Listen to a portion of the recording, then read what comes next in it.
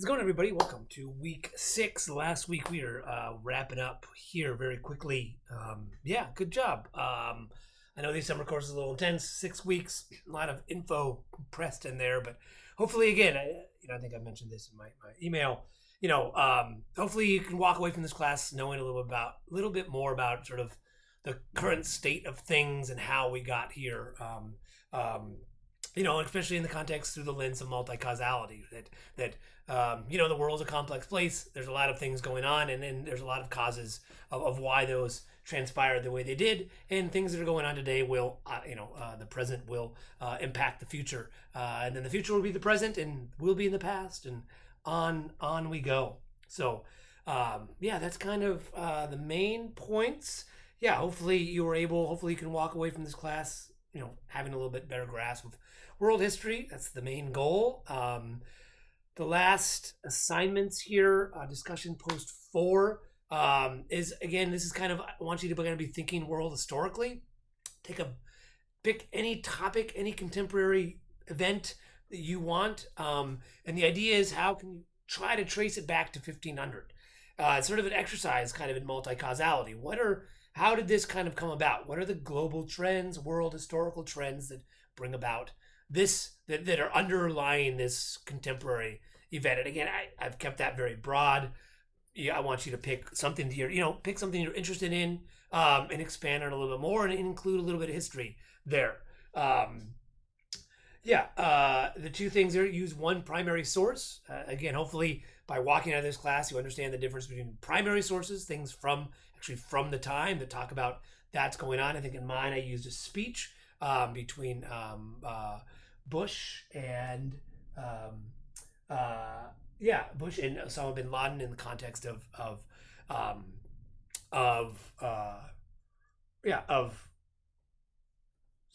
the context of Afghanistan, right? So, and then I cited the lessons in which we talked about areas in Afghanistan, going all the way back to my 1500 there. We talked about Afghanistan in the Cold War, Afghanistan and in sort of decolonization, but then also sort of in the British Empire and the Mughal Empire. So you kind of see how Afghanistan's been around for quite a while. So, yeah. Again, if you're going to use AI, feel free to kind of get that to kind of maybe expand as like a first pass.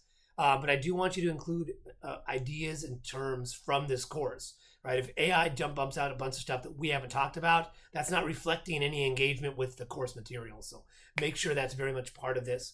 If I just get about like an AI response that doesn't relate to anything we've talked about, that's not really it's not really the purpose of this exercise. It's more of like reflection, a little larger discussion. So do that, and then and that's due today at 4. A couple responses by Thursday, and then your final exam is available to take Friday morning at 8 a.m. all the way up until Saturday. Saturday, I understand, it's the 4th of July. If you can get them all done by on Friday, that'd be great. I think people have the day off primarily. I think it's a holiday. So yeah, if you can get it done before the 4th, but if not, but the big thing is I got to get these grades in. I'm trying to get the grades in myself on Sunday so that I can get and moving on to some things. So yes, so there's not really much room for. I mean, if you don't get your final done, it's get it done. So we don't have much wiggle room on the other side there, and then. Final exam, pretty straightforward, connected with, first few sections are exactly like the other ones. Maps, geography, matching, fill in the blank. Then there's 5 W's. Again, I gave a box of possible 5W topics. Amongst those, I will choose, let me just double check here.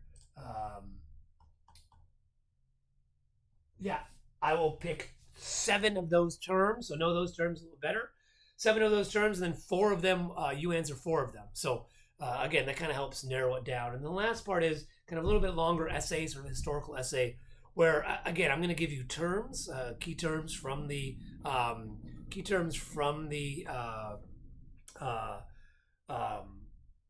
review guide, with like a topic heading, sort of questions to answer. I want you to kind of again, utilize, it's more, again, a more reflective essay. How can we put these ideas, make these connections together? So I think that's about it for the assignments. The topics for this week, the main one, basically, I just kind of used Our World of Data, which is a great site if you're ever looking for primary sources on graphs and numbers. It's very useful.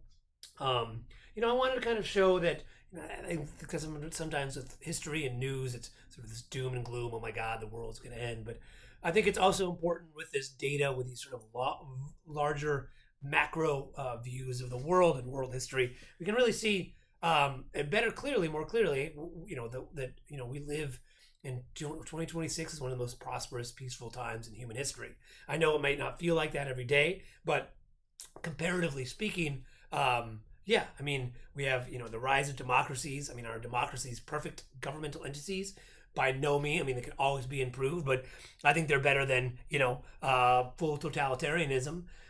Think back to when you created your nations, right? This idea of rights, right? Democracy usually inherently, with the voting public can advocate for their rights, human rights. So that's kind of connected.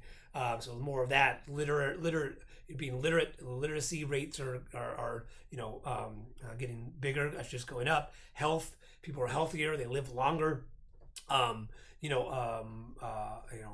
Lower birth, lower death rates for children. All these things that are really, I think, are things that we need to look at and say, hey, we're these science, technology, these things are being applied to help improve the world around us.